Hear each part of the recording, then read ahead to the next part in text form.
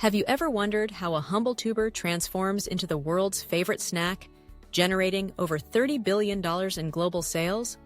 Welcome to AGRI 360X, where we peel back the layers, literally and figuratively, on how technology, culture, and agriculture collide in every crispy bite. From the rolling potato fields of Idaho and Prince Edward Island to high-speed factories in Texas and Quebec, potato chips connect farmers, engineers, and snack lovers in a dance of flavor and innovation. By the end, you'll understand why Americans eat an average of 5.8 pounds of potato chips per year, and why Canada ranks among the top 5 per capita consumers worldwide. If you love discovering the hidden stories behind everyday foods, smash that like button, leave your thoughts in the comments, and subscribe to AGRI 360X. We drop new videos every weekday at 7 a.m. and 7 p.m., plus weekend specials at noon. Potatoes originated in the Andes over 8,000 years ago, where ancient civilizations bred hundreds of varieties for color, size, and taste. Today, the top potato-producing countries are China, 90 million metric tons, India, 49 million, and the U.S., 19 million, with Idaho alone growing 13% of U.S. potatoes. But not all potatoes are chip-worthy. Varieties like Russet Burbank, Kennebec, and Atlantic are favored for high starch content and low sugar, ensuring perfect crispiness and golden color. Meanwhile, specialty colors, Purple Peruvian, Yukon Gold, have inspired gourmet chips with unique hues and flavors. Understanding genetics and soil pH is crucial. Chips producers target potatoes with 22 to 24% dry matter and 0.2% sugar. Too much sugar, and chips burn brown. Too little, and they won't crisp properly. Modern seed labs now use molecular markers to identify ideal tubers before they ever hit the field. Growing chip potatoes is a science. Planting occurs in early spring, often with GPS-guided planters placing seed tubers exactly 12 inches apart in rows 30 inches wide. Soil sensors measure moisture. If levels drop below 50% field capacity, automated pivots kick in to irrigate. Data shows precision irrigation boosts yields from 40 tons per hectare to 52 tons hectare, reducing water use by 20%. In Canada's Prince Edward Island, farmers integrate drone imagery to detect nutrient deficiencies, applying fertilizer only where needed, cutting cost and runoff. Meanwhile, in Idaho's Snake River Valley, frost-protected fields allow planting weeks earlier, extending the growing window and boosting total annual output to 5.5 million metric tons in the state alone. Yet small family farms still rely on age-old practices. Some test soil by hand, judge tuber size by feel, and plant on moon phases, a blend of traditional wisdom and cutting-edge ag tech. When potato vines begin to yellow, usually late summer, the countdown begins. Tubers must be harvested at optimal maturity. Too early, and you lose yield. Too late, and sugar levels spike, leading to dark, bitter chips. In the U.S. and Canada, state-of-the-art self-propelled harvesters dig, shake, and blow away excess dirt at 1.5 acres per minute, filling trailers with golden tubers. In 2022 alone, North American farmers harvested 21 million metric tons of potatoes, with chip processing accounting for 30% of total demand. Every ton of tubers yields approximately 200 pounds of chips. Meanwhile, farmers deploy variable rate sprayers to apply insecticides only where pests are detected, reducing chemical use by up to 40%. Yet in some remote regions, crews still use vintage diggers and pick by hand, an echo of a bygone era that reminds us how far we've come. After harvest, tubers travel by conveyor to sorting lines where high-speed cameras and near-infrared sensors analyze size, shape, and sugar content in milliseconds. Imperfect or green-tinged potatoes are diverted to feed or starch plants. The rest move to climate-controlled storage at plus 45 degrees, 7 degrees Celsius, and 95% humidity, halting sugar accumulation and sprouting. In Canada's Keystone Potato Products Facility, sensors alert managers if temperature deviates by 1 degree. Averting spoilage. Proper storage can keep chips-worthy potatoes fresh for 8 to 10 months, crucial for year-round production. Compare that to older methods. Farmers stored tubers in root cellars packed with hay. Less precise, higher waste.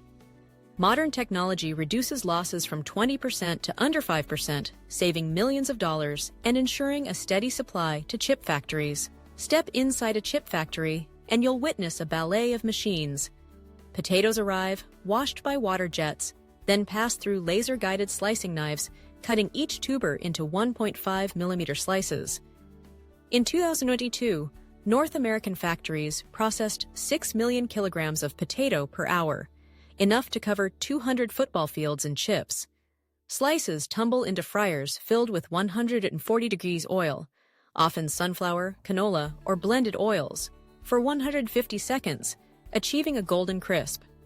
Oil filtration systems recycle up to 90% of frying oil, saving costs and reducing waste. Next comes seasoning. Automated flavor tunnels spray solutions like barbecue, sour cream and onion, or sea salt and vinegar, ensuring uniform coverage to plus 2%. Each batch is weighed to plus 0.5 grams before packaging.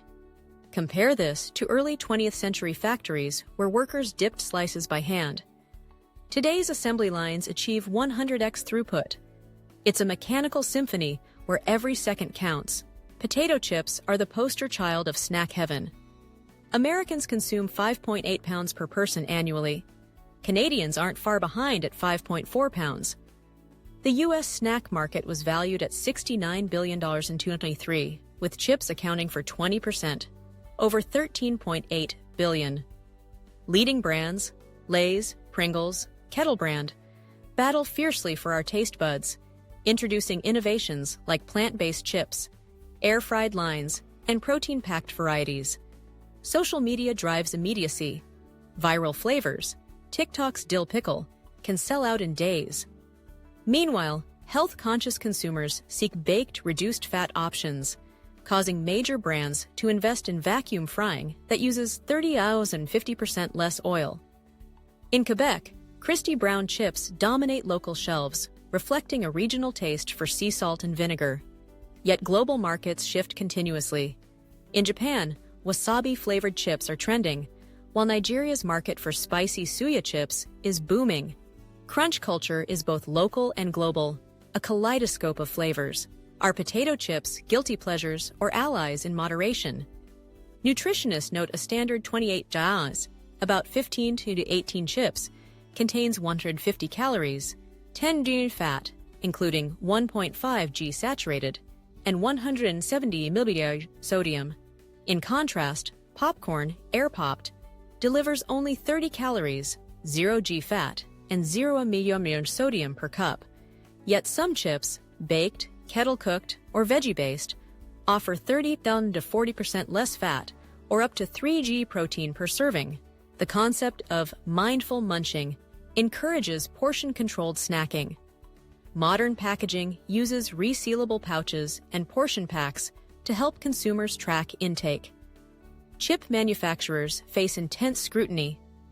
In 2023, 30% of U.S. adults actively sought out better-for-you snacks, prompting brands to reduce sodium by 15% and introduce whole grain formulations. Still, critics point to acrylamide, a byproduct of high-temperature frying, linked to potential cancer risks. Science is split, but one thing's clear. Chips will never vanish from our tables. As global demand for chips skyrockets, sustainability becomes paramount. In Canada, some processors invest in biogas digesters to convert potato peels and fry oil into energy, fueling up to 20% of plant operations. In the U.S., Iowa's Cascade Foods introduced zero-waste protocols.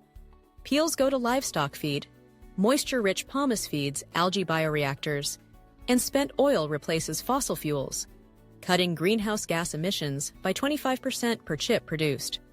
Field-to-fork initiatives promote cover cropping to prevent soil erosion in potato fields. New fungal-resistant varieties reduce fungicide use by 70%. Meanwhile, packaging brands experiment with compostable film made from potato starch, aiming for fully biodegradable bags by 2025. But challenges remain. Large-scale composting infrastructure is missing in many regions, and consumer recycling rates for chip bags hover around 5%. The crunch for sustainability is on. From ancient Andean tubers to high-speed factories, potato chips reflect our evolving relationship with food, a blend of tradition, technology, and taste. They connect farmers in Idaho and Prince Edward Island, processing engineers in Houston and Toronto, and hungry snack lovers across 100-plus countries. Yet, as we revel in every crunch, we must ask ourselves, how can we balance innovation, health, and sustainability? Will emerging tech like AI-driven farming, air frying, and biodegradable packaging reshape chips forever? Here's our question for you. If you could redesign the perfect potato chip, maximizing nutrition, flavor, and environmental impact, what would it look like? Drop your ideas in the comments below. Thank you for watching AGRI 360X. If you're inspired or surprised, hit like, share your answers, and subscribe for more deep dives into the foods we love. We publish Monday to Friday at 7 a.m. and 7 p.m. with weekend specials at noon. See you next time, and keep craving curiosity.